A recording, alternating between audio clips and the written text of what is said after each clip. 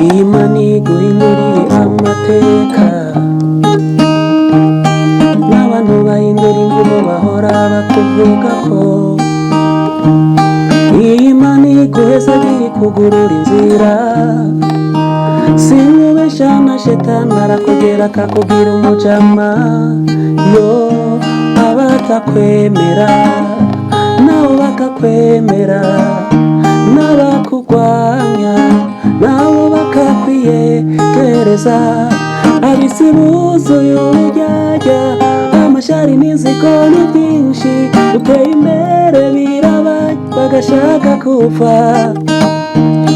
Abisi buzuye uburyarya, amashari n'inzigo ni byinshi, uteye imbere birabajya bagashaka kupfa. Ariko Imana si Yohana,